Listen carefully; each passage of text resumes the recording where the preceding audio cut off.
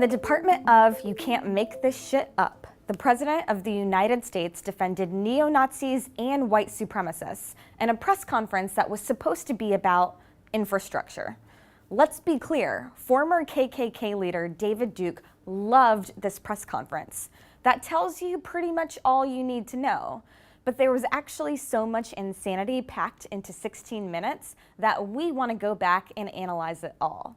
So let's start about 8 minutes in, when it really started going off the rails. Why did you wait so long until last week? I didn't wait long. I didn't wait long. I didn't wait long. First of all, let's get this part straight.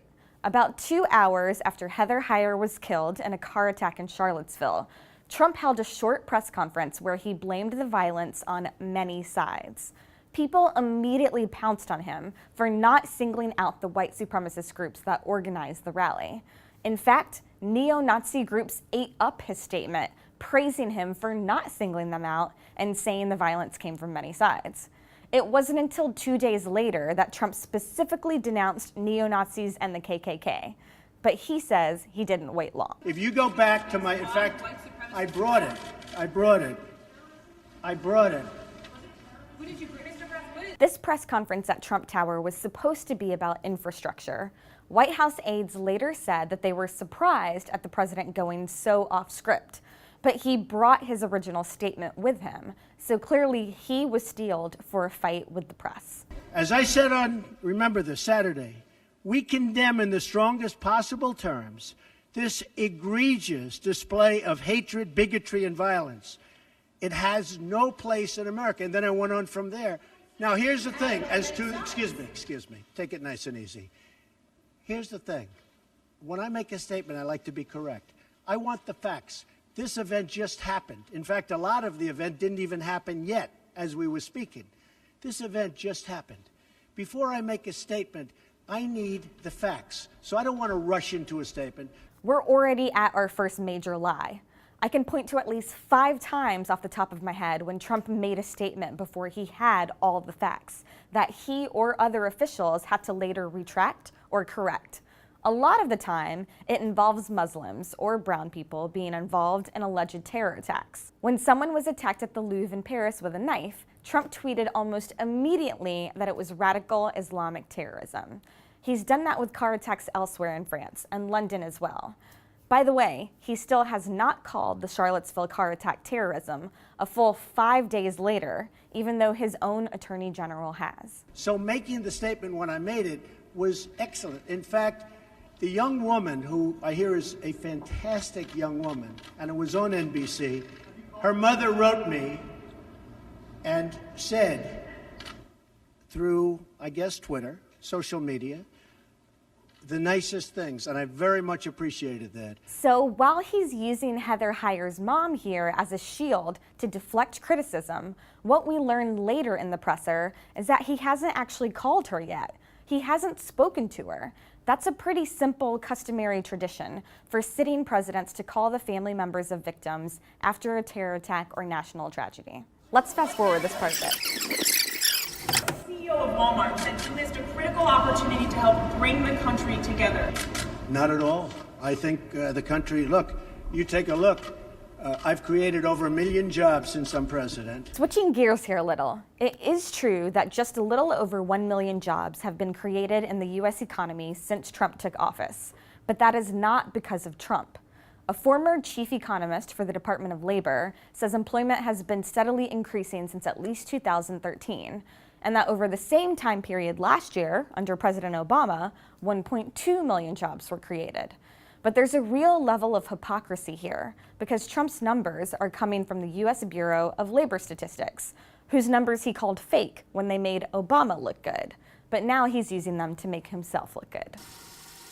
I didn't know David Duke was there. I wanted to see the facts. And the facts, as they started coming out, were very well stated. In fact, everybody said his statement was beautiful. Now we're apparently switching to third person. It doesn't make his statements any more accurate. Many people said Trump's many-side statement on Saturday was disheartening and confusing.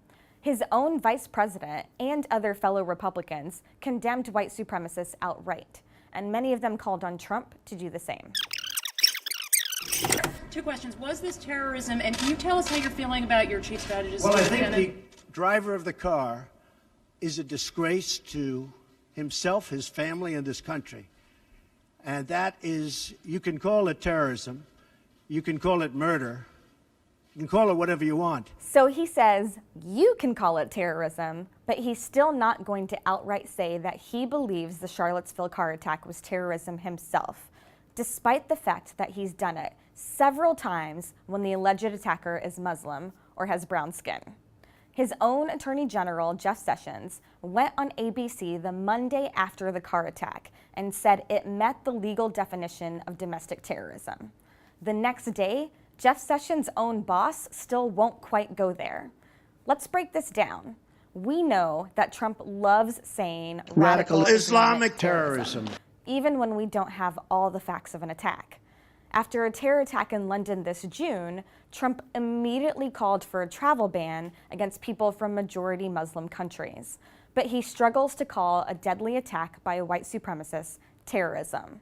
That is what we call a dog whistle. Let's go to Merriam-Webster, one of the greatest Twitter trolls of the Trump era. They define a dog whistle as a coded message communicated through words or phrases commonly understood by a particular group of people, but not by others. When Trump calls out radical Islamic terrorism directly, but not radical white nationalist terrorism, he's signaling that he thinks one is worse than the other. And the neo-Nazis are hearing that. They're praising him on their own forums and their websites. So again, when it's a brown person, it's terrorism. When it's a white person, Trump says, is it terrorism? You can call it terrorism. And he does this all the time. Can you tell us how you're feeling about your chief strategist, Mr. Bannon? Can you talk about that? I would echo Maggie's question. Steve Bannon has come I never spoke to Mr. Bannon about it. Can you tell us broadly what do you still have confidence Well, in we'll Steve? see. And look, I like Mr. Bannon. He's a friend of mine. But Mr. Bannon came on very late. You know that. I went through 17 senators, governors, and I won all the primaries. Mr. Bannon came on very much later than that. And I like him. He's a good man. He is not a racist, I can tell you that. Let's talk about Steve Bannon for just a second. Bannon himself has said he built his old website, Breitbart, to be a platform for the alt-right. Breitbart has a whole section for stories related to, and I quote, black crime. A whole section. There's no such one for white crime. But sure, he's not racist. Let's move ahead to the next question. But when you say the alt-right, define alt-right to me. You define it. Go ahead. Well, I'm saying, No, define it for me. Come on, let's go. Define Senator it for me. McCain defined them as the same group. Okay, what about the alt-left that came charging at it? Excuse me. What about the alt-left that came charging at the, as you say, the alt-right? Do they have any semblance of guilt? This is Senator McCain. I'm sorry, you thought this press conference was crazy already? We're just getting to the craziest part. Trump is accusing counter-protesters, who he's calling the alt-left here, of instigating violence at the rally. We've seen the footage. We've seen the images. We know the white supremacists came armed and ready to fight. But the President of the United States is blaming the counter-protesters who came to stand up to bigotry and racism. Here's an eyewitness report from a BuzzFeed News reporter named Blake Montgomery. He says, most white supremacists and Nazi groups arrived armed like a paramilitary force, carrying shields, protective gear, rods, and yes, lots of guns, utilizing Virginia's loose firearm laws. They used militarized defensive maneuvers, shouting commands at one another to move forward or retreat. It's like they watched 300 a few times to gain ground or shepherd someone through projectiles. He says it seemed that they had practiced for this. They came ready to fight. And also, for the record, alt-left is a term straight from Sean Hannity's mouth. And we all know how much Trump loves Sean Hannity. Let me ask you this. What about the fact they came charging with clubs in their hands, swinging clubs? Do they have any problem? I think they do. It is true that members of anti-fascist groups have been violent at other protests in the past. But there is video footage from Charlottesville showing them standing around peacefully until white supremacist groups came charging at them. And people who were there said anti-fascist groups saved their lives by protecting them when things got violent.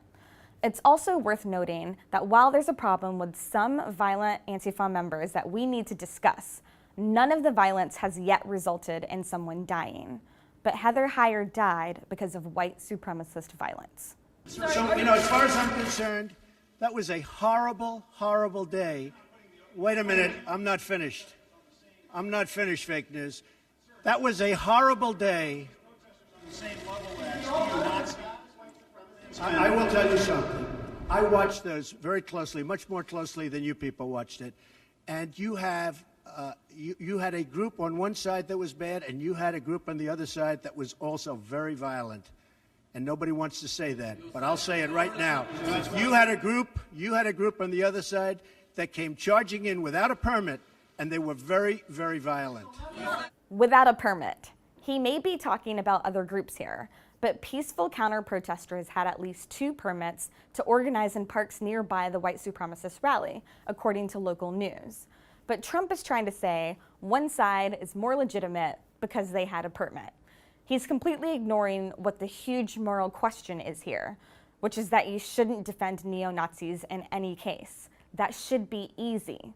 And he gets another opportunity to clear this up, but he doesn't. Go ahead. Do you think that what you call the alt-left is the same as neo-Nazis? Those people, all of those people, excuse me, I've condemned neo-Nazis. I've condemned many different groups, but not all of those people were neo-Nazis, believe me. Not all of those people were white supremacists by any stretch. Let's just cut to the tape here.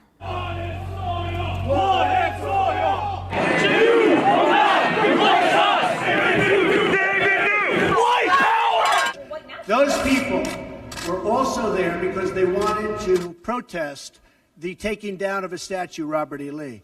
So, excuse me, and you take a look at some of the groups and you see, and you know it if you were honest reporters, which in many cases you're not, but many of those people were there to protest the taking down of the statue of Robert E. Lee. So, this week it's Robert E. Lee. I noticed that Stonewall Jackson's coming down. I wonder, is it George Washington next week? And is it Thomas Jefferson the week after? You know, you really do have to ask yourself, where does it stop? So Trump is now equating people who fought to break up the Union with people who fought to create the Union. Those are not the same thing. There are many Republican governors and officials who have called to take down Confederate statues, but Trump is staking out a unique position here in that he apparently has no position. Do you know who did have a position on Confederate monuments? Robert E. Lee himself. In 1869, he was invited to a Civil War commemoration that would include putting physical markers on the battlefield of Gettysburg. And this is what he wrote. I think it wiser, moreover, not to keep open the sores of war, but to follow the examples of those nations who endeavored to obliterate the marks of civil strife, to commit to oblivion the feelings engendered. So the Confederate leader himself basically said, let's forget about it, let's move on. But 148 years later, our current president cannot bring himself to say the same. Trump is keeping open the sores of war, but for what purpose? Should statues of Robert E. Lee stay up? I would say that's up to a local town, community, or the federal government, depending on where it is located. Are you against the Confederacy? 1, he didn't answer that question. And 2, I think a better question would have been, can you actually explain what the Confederacy stood for? Because at this point, after equating Confederate generals to the Founding Fathers, I'm not sure he can. His answers here are remarkable because GOP state leaders in the South are pushing to abandon these monuments, but Trump refuses to take a position. How concerned are you about race relations in America? And do you think things have gotten worse or better since you took office? I think they've gotten better or the same. Look, they've been frayed for a long time, and you can ask President Obama about that because he'd make speeches about it. But I believe that the fact that I've brought in, it will be soon, millions of jobs. You see where companies are moving back into our country. What people want now, they want jobs. They want great jobs with good pay. And when they have that, you watch how race relations will be. And I'll tell you, we're spending a lot of money on the inner cities. Couple things here. We've seen this trope before. A reporter asks about race relations, and Trump starts automatically talking about inner cities, as if that's the only place in America where black people live. He also said things have gotten better or been the same with race relations since he took office, which is patently untrue. The number of hate groups are on the rise. Over 700 hate crimes were reported in the months after the election, many directed at Jewish people, at black people, and at brown immigrants. And in a very sad turn of events, the Southern Poverty Law Center says many hate crimes often invoke President Trump's name. Mr. President, are you putting what you're calling the alt-left and white supremacists on the same moral plane? I'm not putting anybody on a moral plane. What I'm saying is this. You had a group on one side and you had a group on the other, and they came at each other with clubs, and it was vicious, and it was horrible, and it was a horrible thing to watch. But there is another side. There was a group on this side, you can call them the left, or you've just called them the left, that came violently attacking the other group. So you can say what you want, but that's the way it is. In times of crisis, the President of the United States has an obligation to stake out positions on a moral plane. Trump is completely abdicating his duty here in a way that we have not seen in lifetimes. On both sides, sir? You said there was hatred, there was violence on both sides. Well, I do think there's blame. Yes, I think there's blame on both sides. You look at both sides. I think there's blame on both sides, and I have no doubt about it, and you don't have any doubt about it either. And if you reported it accurately, you would say.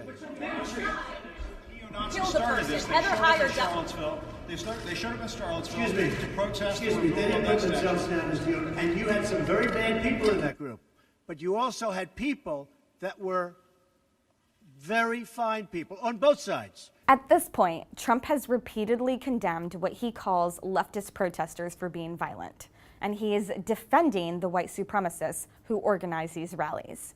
He has not said that they were responsible for starting any of the violence, despite the fact that they were heavily armed and despite the fact that the woman who was killed was a counter-protester. This is what we call a false equivalence. He's saying both sides are the same, both sides are to blame, when one side is actually morally wrong and should be condemned by all political leaders, and has been condemned by most political leaders except for President Trump. He's all saying that there are very fine people in the group of white supremacists and neo-Nazis. Just take a second and process that. Very fine people marching at this rally. He's literally defending them at this point, even though their agenda was very clear, as evidenced by their own chants. This is exactly why people like David Duke and Richard Spencer were crowing with excitement while watching this press conference, because the President of the United States is completely letting them off the hook. The both sides talk is also a throwback to the 1950s, when, according to historian Kevin Cruz, politicians who favored segregation would equate the NAACP and the KKK. One group called for the elimination of black people. The other called for equal rights for black people. And we're seeing the same thing today, with Trump equating white supremacists with the people who were counter-protesting them. White nationalists? Well, no, George Washington was a slave owner. Was George Washington a slave owner? So will George Washington now lose his status? Are we going to take down, excuse me, are we going to take down statues to George Washington? How about Thomas Jefferson? What do you think of Thomas Jefferson? You like him? Okay, good. Are we going to take down the statue? Because he was a major slave owner. Now we're going to take down his statue. So you know what? It's fine. You're changing history. You're changing culture. This is such an important part. This is perhaps the most important part. Trump says here, you're changing history, you're changing culture, which is exactly what the white supremacists are protesting. This is what Van Jones called white lash after the election. We are seeing scared white people lash out with anger, discrimination, hatred, and violence because the demographics of our country are changing. But it's not about changing history. We're merely acknowledging the racist history of our country when we look at what Confederate generals fought for, slavery, and say, hey, maybe we shouldn't literally put them on a pedestal. Trump is trying to defend the Charlottesville rally organizers by saying they're not all bad. Some of them are just sad about changing history and changing culture. But their inability to accept black and brown people as equal is what is considered changing culture to them. And that is the definition of a belief in white supremacy. So I only tell you this, there are two sides to a story. President, have you spoken to the family? Have you spoken to the family of the victim of the car No, attack? I'll be reaching out. I'll be reaching When out. will you be reaching out? I was I thought that the statement put out, the mother's statement, I thought was a beautiful statement.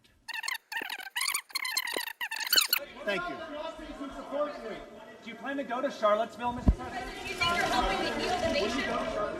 I own a house in Charlottesville. Will you go to? Does anyone know I own a house in Charlottesville? Where is it? Oh boy, it's going to be. It's in Charlottesville. You'll see. Is it near the winery or something? It is the winery. Will you go to visit to try to? I mean, I know a lot about Charlottesville. Charlottesville is a great place that's been very badly hurt over the last couple of days. I own actually one of the largest wineries in the United States. It's in Charlottesville. So that sums it up. As Kylie Crow said on Twitter, he defended racists, promoted his winery in Charlottesville, and left, which is a pretty good summation of the entire Trump presidency so far. This was a brutal press conference where he went from using dog whistles to outright defending white people who think preserving their culture means demeaning other races. There are not two sides to this story. One side is very open and clear about their hatred of Jews, of black people, and others. Trump has since been roundly condemned by people from all parties and political affiliations for this press conference. He seems to care more about having a permit than the moral crisis of saying one race is superior to another in America. And he's even wrong on that point. Let's not beat around the Billy Bush. These false equivalencies and both sides talk are Fox News talking points, ingrained in a man who's been watching the network for years now, and who we now know watches it almost every day. I've often said that Fox News has poisoned the minds of millions of Americans, but now one of them sits in the White House. The only thing left to say is something we heard a lot during the election. When someone shows you who they are, over and over and over again, believe them.